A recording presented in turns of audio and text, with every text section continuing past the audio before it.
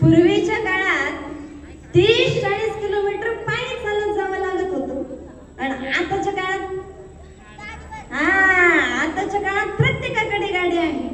मग पायी चालत जावं लागणारा पूर्वीचा काळ चांगला की प्रत्येकाकडे गाडी असणारा आताचा काळ चांगला?